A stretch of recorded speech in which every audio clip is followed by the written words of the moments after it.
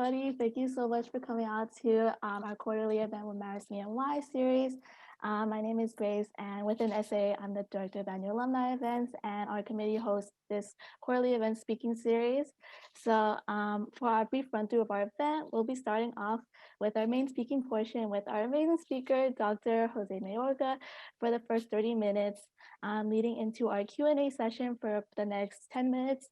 Where you all can have a chance to ask questions to our speaker directly using the chat function. Disregard that is a Q&A function.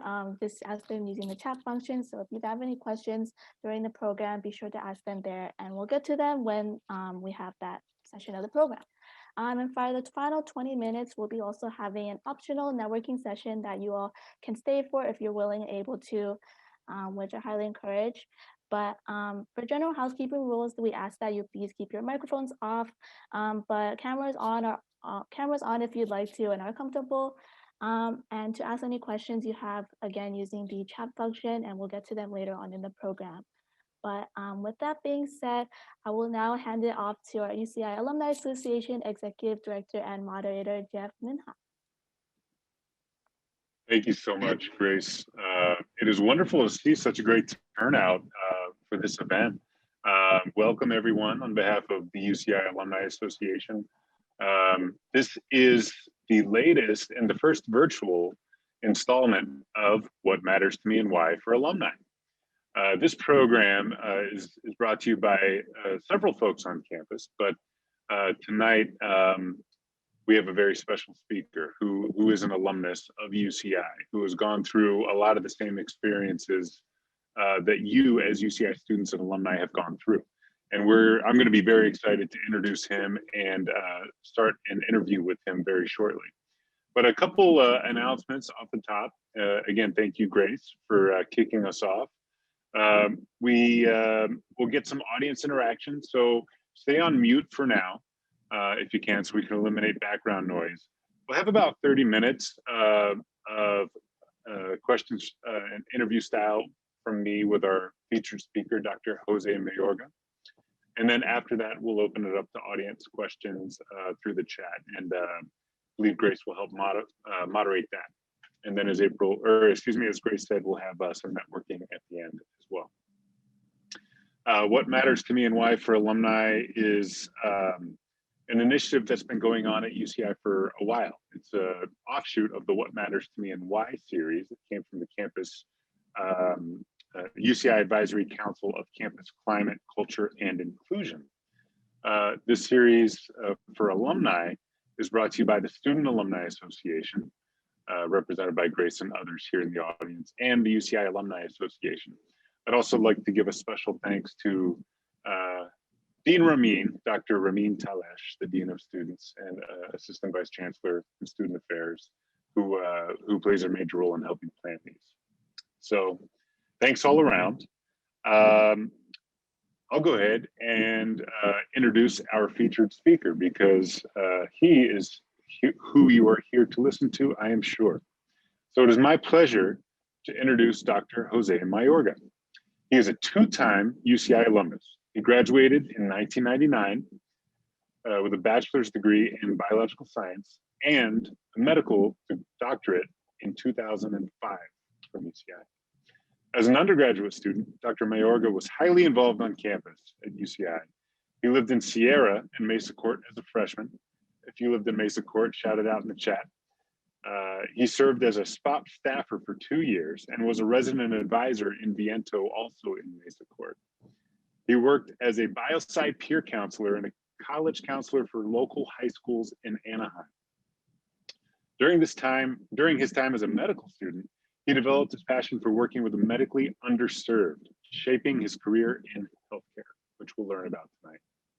After graduating from the residency program at Harbor UCLA Family Medicine, Dr. Mayorga opened his own medical practice.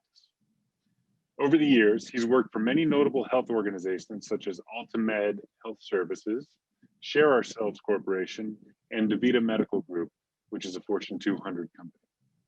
In 2018, he returned to UCI, where he leads the UCI Federally Qualified Health Center at UCI Health's Department of Family Medicine as their CEO and Chief Medical Officer. Please, everyone virtually, join me in welcoming Dr. Jose Mayorga. Hi, thanks. Thanks for having me. Appreciate it. Hi, everybody over there in Zoom land, as we like to say nowadays. Yes, well, welcome, Dr. Mayorga, and thank you so much for joining us tonight, making time out of your busy schedule. We have quite a few anteaters in the audience, dozens and dozens, who are interested in hearing about a number of things: your life path, your career path, your time at UCI and beyond, and returning to UCI professionally. So with that, please allow me to kind of start things off lightly. How are you doing today? Are you having a good week? I'm doing pretty good. I mean, nothing's really happened this week, right? Nothing major in our country. No, not at all. So I'm doing pretty well. I overall doing good here at the clinic. I'm still here at work, so I get the opportunity to speak with you from here. And so you, correct me if I'm wrong, but you're at the clinic in Orange? I'm in the clinic in Santa Ana. One of the clinics I oversee, yeah. Okay, terrific. So let's go back in time and start with your earlier days. You were a first-generation college student in your family, I believe. And when it came to, I suppose this is when you were in high school, and you can talk about years earlier than that if you would like. But when it came to assessing your options post high school, looking at colleges and eventually settling on UCI, you had different choices, different things happened that could have led you in other directions. Perhaps you can share a little bit about that with us. Yeah, no problem. Thanks again for having me. It's interesting to share that story because as I mentioned to some folks, I wouldn't be here today. Actually, the first thing I ever really got super excited about was becoming an architect. I was supposed to go into a 5-year program right after high school, and my high school is very unique. My parents, both of which never finished elementary school, saved a lot of money. I grew up in Pomona and subsequently in Chino Hills. They decided to send me off to an all-boys school out in Rosemead. And that the main reason why they did that was they were really worried about my path. They were noticing that I could potentially veer off in the wrong direction. And I went to this school that taught everyone a trade, or back then it was called a technology. And what I really became really passionate about at that point was drafting and design. And that was primarily because my dad's a construction worker. He was an iron worker. And so I had to make a decision at some point. Either I was going to continue on in that path of becoming an architect or go to UCI. I was fortunate enough to gotten into UCI at the time. Wow. So you almost didn't go to UCI. Right. Sounds like you had a couple defining conversations in high school. You had a different career path that you were really passionate about, architecture. Yeah. But you wound up at UCI. How was that process for you deciding to come here? It's interesting. So there was one other person in my entire family that was in college at the time, and that happened to be my sister. So she was a little biased because where was she at? She was at UCI. So she was 3 years ahead of me, laying the groundwork for not only myself, but my other cousins and extended family members to pursue a career and further education. But, I had a very distinctive conversation. I remember this so vividly with my chemistry teacher. His name was Mr. Toomey. And he and I had he was Irish, which was, in that high school where I was at, you have to imagine this is an all boys high school, predominantly Mexican descent. And here's this Irish gentleman talking to me about my future.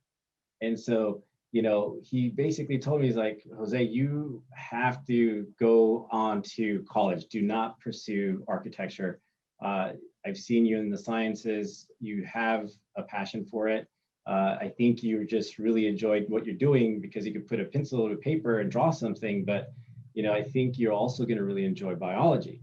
And so I took what he said to heart, and I talked to my sister, and the rest, as you could say, is history.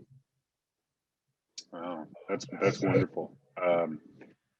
Inspiring that you had that kind of support and guidance, and of course, being the first generation in your family, you and your sister, to go to college. Wonderful. I would say UCI is lucky to have you having attended. Of course, now you and hopefully our audience knows that UCI is about 50% of our student body are first generation in their family to go to college. So that is a major defining characteristic of UCI now. It wasn't quite as much then. Things were a little bit different in California, but hey, even more pioneering for you for those reasons. So you decided on attending UCI. I want to talk about your campus life and also your academic life. So sounds like you initially were passionate about architecture, but you came to UCI, and maybe you can start just saying, how did you decide on your major? It's interesting because first and foremost, I kind of reflect back to the conversation I had with my chemistry teacher, and just something about the sciences, particularly biology, caught my eye. I mean, of course, I was into the design aspect, like I mentioned before, but something about that really caught my eye. And so what was interesting, one, it was either that or go undecided. And so, you would have thought maybe I would have gone into, civil engineering or something close enough to drafting and design. And that's a whole nother conversation we could get into, because I even toyed with that once I was at UCI. But needless to say, I chose to go to biology. And the interesting part was remembering all the bio majors, because at the time, UCI only had one specific major in the biological sciences, that was biology. And so I remember moving into the dorms in the residence hall, and there was probably about like 40% of us were bio majors, and 40% of us didn't make it out. So. Yeah. Well, bio, I remember how impacted it was and how difficult it was to survive in bio and continue on the track, not just survive. But were you 100% bio your whole undergrad? Did you ever stop and think, should you switch majors? Or add a major or a minor, anything like that? I thought, it's funny because, I definitely thought about switching my majors. As a matter of fact, I was just kind of mentioning, there was a point, I literally was in my end of my third year, and I was like, wait a second. I really enjoyed drafting and design. And I took an intro to engineering, and I kind of set myself up for it to maybe transition, which was painful. Unlike other biosci majors at the time, I took the harder calculus, I took the harder physics. I don't know how I survived, but I survived it. And so I was definitely transitioning, or at least preparing for that. But as I took a step back, I was like, gosh, I'm gonna be here for another 6-7 years. I don't think I can do that to myself. But I almost went that route. But at the same time, the other thing I was really getting into was understanding anthropology. So I took several cultural anthropology courses, which were really exciting and eye-opening. And so that's something I took more of while I was at UCI. I didn't minor in it. I don't think there was a minor at that point in time in that field, but I definitely took quite a few classes in it. Yeah, two different sides of campus, physically about as far away as you can get, with Aldridge Park in the middle. At the opposite sides of the circle, absolutely. Yeah, I can relate. I came in as an ICS major and wound up in political science, but two totally different things. Now, that interest in anthropology sounded like it came on a little bit later. Was there anything about your campus experience that may have facilitated that, maybe outside of the biosci classrooms? Yeah, definitely. So when I moved into the dorms, I moved into Sierra. And so I'm happy to hear that Sierra still is around. It's near and dear to my heart. And I really think that that set the stage for my entire experience at UCI. Just having that unique, intimate experience with, several other freshmen who were starting off, understanding just what is out there, like understanding cultural diversity, everything related to just the things that people now, I would say are even more exposed to than ever. But it was a really unique experience just to live in such a diverse hall with so many different individuals who definitely didn't look like me or talk like me at times. And so just beginning to set the stage of how I was gonna, learn to be who I am, frankly, today, who I really am, as well as how do I appreciate others. Shout out to Lisa Hong, who's got some Sierra love in the audience, a fellow Sierran with you. Maybe not everyone in the audience knows about it, so perhaps you can give just a quick bit on what the Sierra program was, because it is wholly unique. It's the only dorm at UCI which had that program, and most universities don't have anything like it. Yeah, the best way I could describe it is what was surprising was I had to take a class twice a week in the evening, which was a little bit of a trippy thing. We had to do it for about almost 2 hours those 2 days out of the week. But it really taught us a lot of different topics. We explored a lot of social science topics. There was a lot of discussion in and around cultural diversity or just gender differences, LGBTQ topics. I mean, we would dive into so many different areas, understanding, race, as well as understanding just some of the racial tensions amongst the communities. I mean, again, very extremely eye-opening for myself. Again, coming from a very homogeneous area at a high school as a predominantly Mexican, and now coming into UCI, as you mentioned, at that point in time, wasn't very diverse. And so sitting around in this dormitory with, 50 or 60 other freshmen talking about topics that I'd never even explored or even thought of before was really eye-opening. And again, set the stage just for me personally to explore other areas of the university. Of course, I was going to go to my bio-sci classes and all those, courses that I enrolled in, but it also set the stage of exploring other things because I knew I was going to graduate out of that dorm, right? You're only there for your first year. So I wanted to make sure I could continue to nurture that. Yeah, and it seems you apparently did. You went on to become an RA in Viento, and being an RA, with that comes mentorship and being a leader. And you became a staffer for SPOP for a couple years, which is another leadership experience in and of itself. So. Is that what you were getting at? You kind of you learned a lot your first year, cultural diversity at UCI Sierra program. It broadened your horizons, and maybe you can talk a little bit about that and what these other involvements, how you kind of advanced. Yeah, it's so funny because now that I reflect on it, as you just kind of pointed out, those were all leadership experiences. At the time, I didn't think that I was developing into a leader or gaining those skill sets. I was just trying to find out who I really was in college. And so, it was very nice to have conversations with upperclassmen, people who, again, I probably would have never met, and really begin to appreciate just the diversity and the difference of opinion amongst so many different people.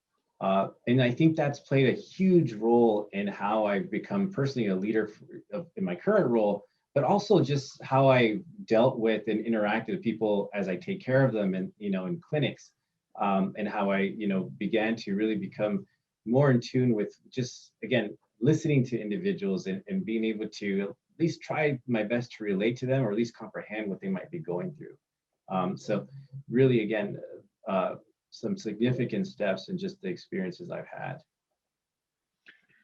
That's one thing I want to point out to the largely student audience today.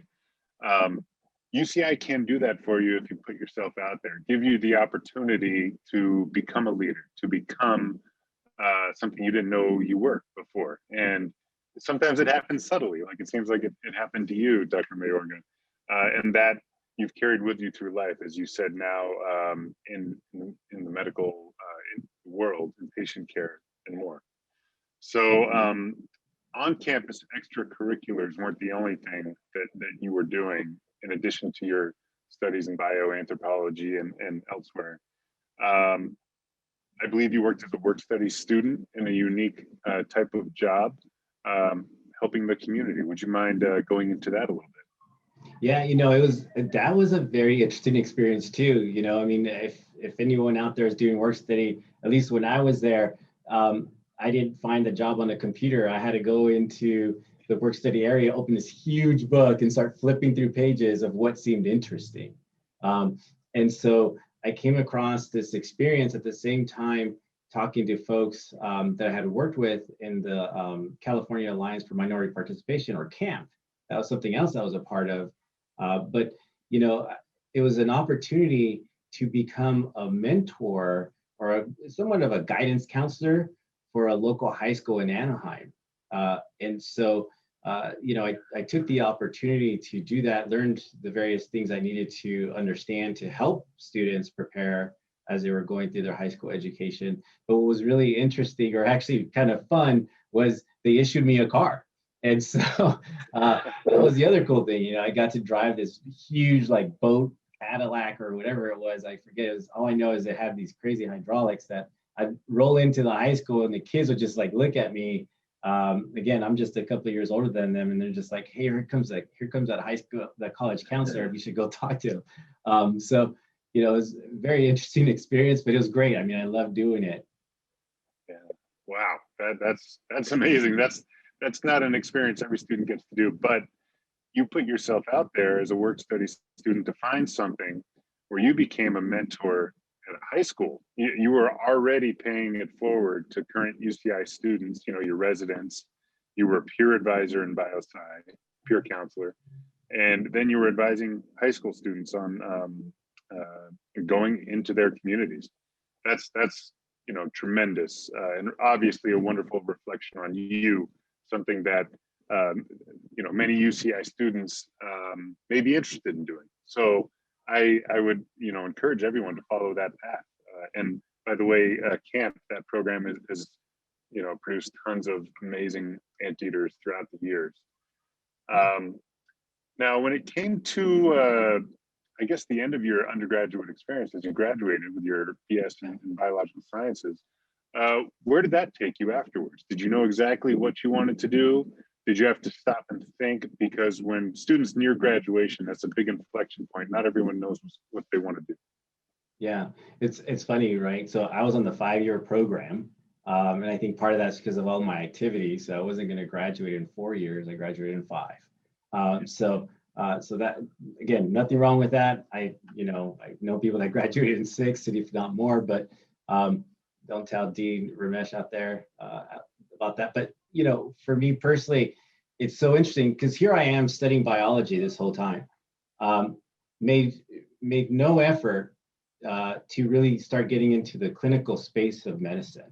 I just spent more of my time, as I've been sharing, in other areas. Again, just really kind of learning and doing things that I really enjoyed.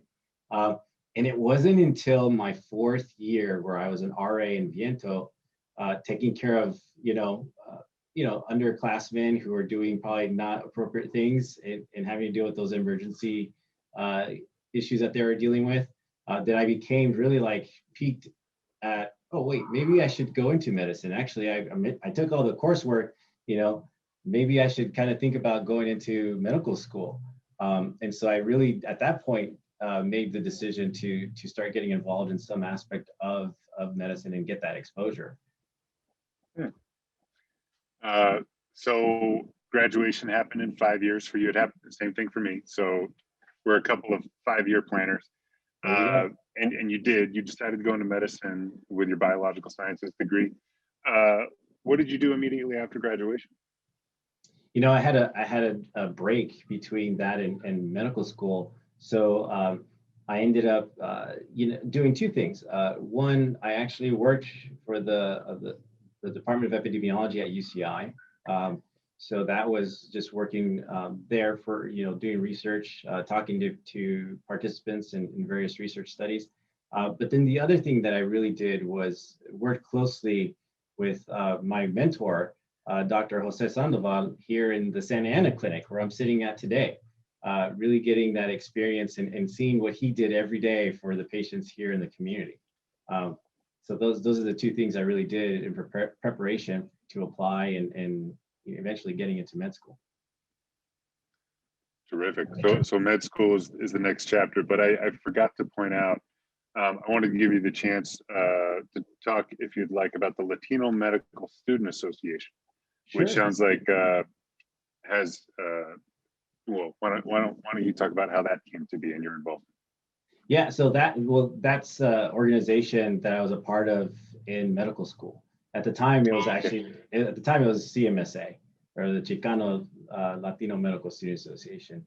I was part of the team that actually transitioned the name over to LMSA. That happens to now be national, which is absolutely amazing because finally all those organizations across the country came together, and it's kind of neat to kind of set the stage for that. Because I was at the table with those folks in the early beginnings. So again, wonderful organization to be a part of during medical school. Really began even more, commitment and passion of mine to working with the underserved, working for the community that really looks like me, looks like my family. And so again, it was very exciting to be a part of that. And one of the other things we did a lot was, again, to help improve that pipeline and mentor others to achieve and strive for becoming something in the medical field and preferably a physician. That is reflected at every step along the way, your commitment to helping the underserved communities and generating that pipeline, mentoring others. So talk about medical school. You came to UCI Medical School after being familiar with the campus. Medical school is a totally different entity. Obviously, you stayed involved with this Latino Medical Student Association. How challenging was medical school, or what were some of the things you dealt with? Because we may have some pre-med students here in this audience, or people who are further along in their medical career. Yeah, no, I mean, let me take a step back. I really have to share that there was times before even getting there that I didn't think I was going to get in. I mean, very transparent. I can share this now because I think it's important to hear this. I didn't do well on my MCAT the first time around. It was absolutely devastating, and I took it again, and I didn't do much better. And so when I share that with certain individuals, and you will find these individuals, unfortunately, who will totally tell you, you know what, it's it. You're not going to make it. You might as well just give up. And so if I would have listened to those individuals, I probably wouldn't be here talking to you today saying you could do it, because there's so many other ways that you could help enhance your ultimate application, per se, to medical school or another professional school. So I think that's really, really important, because I sought out the right people to help support me and really encourage me to continue to move forward. And thankfully, they were the ones there, continue to be my cheerleaders. And so, again, got into school.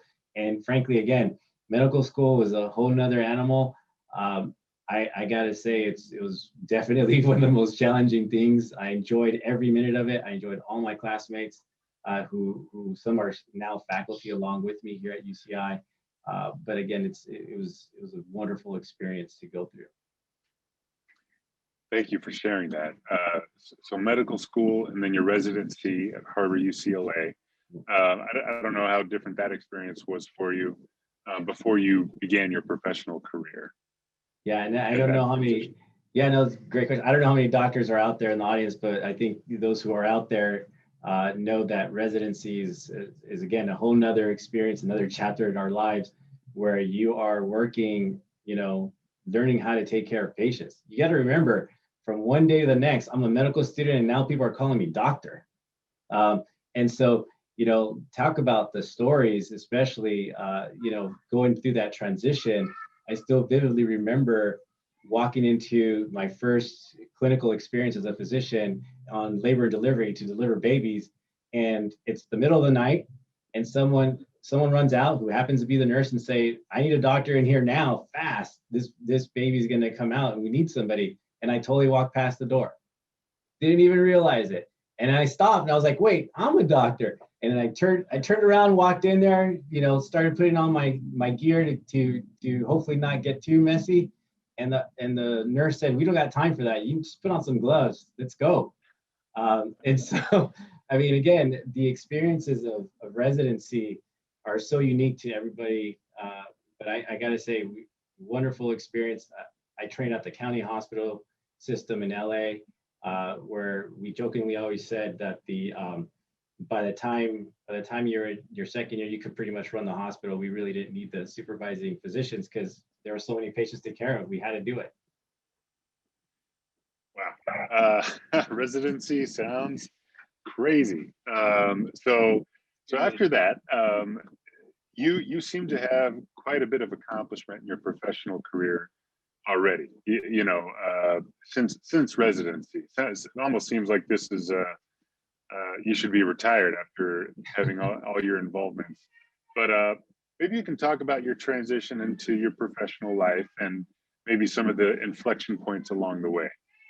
Yeah, it's interesting because I think I read somewhere once that a doctor is going to change their careers or their jobs 5 times. I'm on job 6, so I'm an overachiever, I guess, for the first time. I think it's interesting because when I got out of residency, I settled in Orange County. It's where my wife and I bought our first home.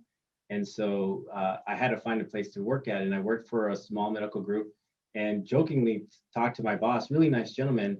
And I told him one day, here I am, this young graduate, telling him I want to be a medical director for his clinic. He owned 3. And he kind of joked and laughed at me. He's like, Jose, you're really funny. Why don't we wait a few years? I had no idea what medical director meant, but it sure sounded cool. And so a few months later, I, for some reason, got the urge to open up my own practice. So I opened up my own private practice down in Costa Mesa, and during that time, tried to figure out the business aspect of medicine. I had no idea what I was doing in that regard, but learning it on the fly. At the same time, trying to make some money and worked partially at Ultimate Health Services. But then at that point, Ultimate had an opening as a medical director for one of their clinical sites here in Orange County. And so they convinced me to do it part-time, and then subsequently moved over full-time. And so that was a pretty exciting experience that I was able to do. But things at that point really started moving fast for me because I got a random phone call one day asking me to explore taking a free clinic down in Costa Mesa again and helping convert it to a fairly qualified health center. And so here I am becoming the CMO of an FQHC in Costa Mesa. And then again, really as time moved on, for some reason, folks have either looked me up on LinkedIn, or I don't know how it all worked out, but I got another random call one day, and it's this Fortune 200 company that says, hey, you seem to be taking care of a lot of underserved population in Orange County. I think you know what you're doing. Do you want to help run this huge HMO here in Orange County? And so I said, sure, I'll talk to you guys. I'm happy to explore that. And again, that experience came to be. So again, lots of interesting turns for me. But I think probably the most important thing to me personally throughout this whole time is the consistency in taking care of the underserved and the Latino community has been the same. And so that's why I went into medicine, and I've got the opportunity to do it in so many different ways. Well, your values are really coming through with each step of your experience. Maybe just briefly talk about your job today, which brought you back to UCI. What do you do, and then what is a day in your life like in your work? It's funny because I'll share with the group that I applied for a job several years ago to come back to UCI. It was a shot in the dark. I thought at some point I'd come back to UCI in some capacity because I really wanted to teach. I really wanted to kind of share my experience and hopefully mentor others into becoming physicians. And particularly, I'm a little biased. I'm a family medicine physician, so I wanted to encourage them to go into primary care. But this position became available, and my position at the time when I was hired was the chief medical officer of the FQHC, or Federally Qualified Health Center. And so these health centers are uniquely positioned across the entire country. And our whole objective is to provide care in medically underserved areas. And we do that even if people don't have the ability to pay, which is a really interesting concept, because people don't even realize that this nation has 1,400 of these organizations taking care of over 30 million people back in 2019, and we continue to take care of lots of individuals.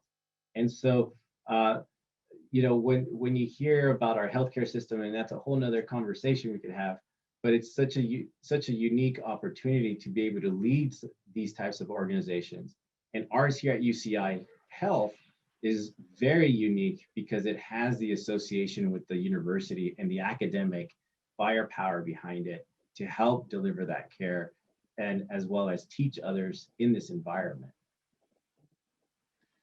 Well, thank you so much for sharing that. That is, you know, again, reflective of your values, which I have listed out, but you've already listed them. I kind of have several more questions for you that we may not get to, because I want to give the audience the ability to answer some questions. But the last thing, before we move into that portion of the Q&A, do you want to leave the students in the audience today with any general advice? You know, I think it's really important to take a step back and really appreciate what you're doing in college, at UCI particularly, because one of the things that you'll do, you're going to graduate, you're going to take courses, you're going to do things within the major that you choose, but really diversify your experience. I think that's what served me the best. That's actually, I would say, has been the foundation of where has gotten me to where I am at today. Really taking the time to appreciate the individuals sitting across from you and having those conversations and understanding what makes them tick, what makes them think differently than you. I think that's really important, because that's going to set the stage for you in whatever setting you're going to be in. If you want to go into the medical field, I'm happy to talk to you about that, because I'm super passionate about it. And as physicians, you could do anything you like. You could see patients, you could be an administrator, you could be an educator, you could be an advocate. And so I think those are all the things I'm able to do at this point in time in my career. And I'm very thankful for that. I'm very thankful to have had mentors to help me. And I think that's the other piece. Find someone that can help you to set the stage, to help guide you through that process. It's really important for you to do that. Absolutely. Now, I have to plug something on that last note. In case you didn't know, audience, UCI has a tool called the Anteater Network, which its entire purpose is to connect you as mentees with mentors in the alumni community. Very easy to use. It's called the Anteater Network, or AntNet for short. 7,500 plus Anteaters on the platform, waiting to hear from you. So if you have trouble finding a mentor the way Dr. Mayorga did with people in person, this is a way to do it virtually. So thank you, Dr. Mayorga. I'm going to actually turn it over to Grace. Grace is looking in the chat and has questions for you. I mean, Grace, if you need any more questions, as I said earlier, I've got a list, so feel free to toss it back to me. But Grace, please take over. Thank you, Jeff. So as you mentioned, we'll be now transitioning into our chat Q&A session. So we're opening the floor up to you all. So if you have any questions at all for my speaker, feel free to ask them using the chat, and I'll be reading them aloud.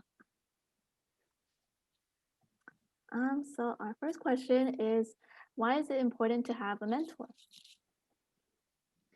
You know, as I mentioned just a second ago, it's really important to find someone who hopefully looks and sounds like you, that's doing what you want to do.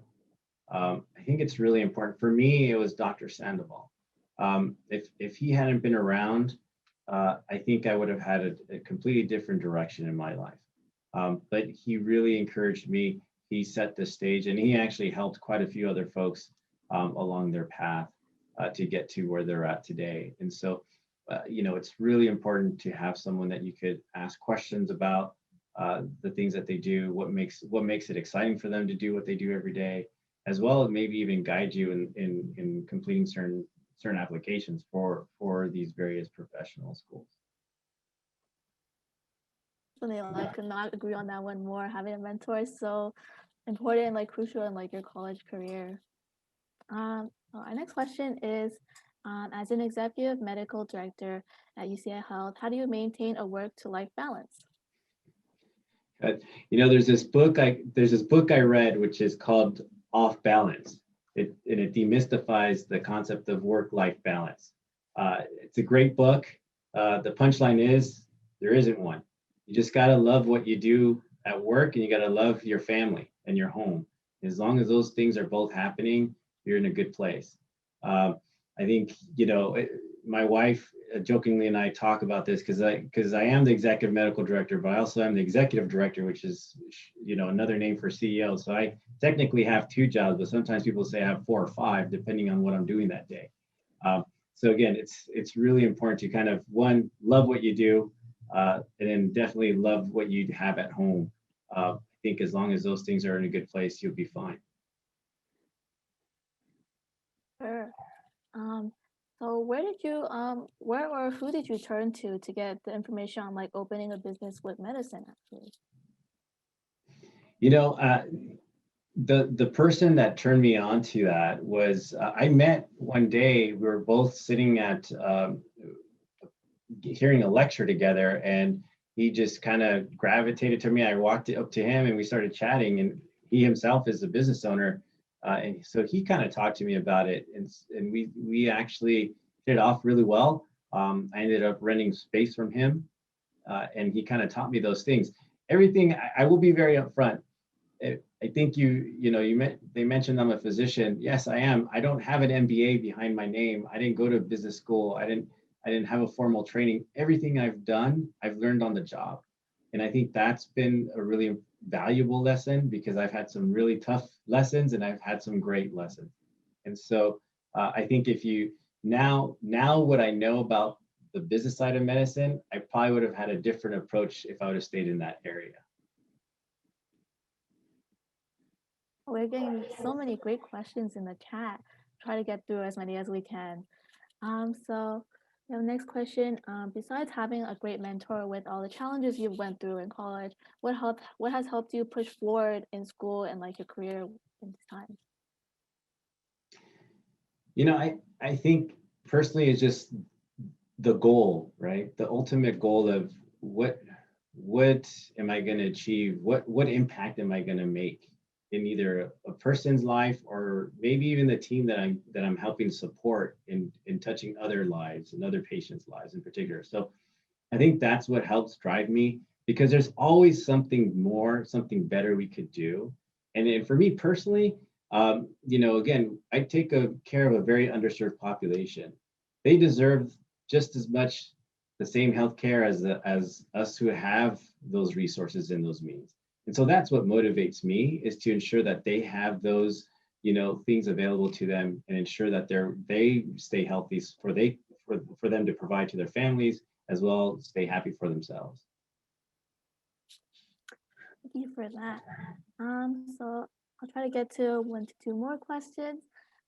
So what would you recommend for someone who isn't sure if what they choose for a major is right for them?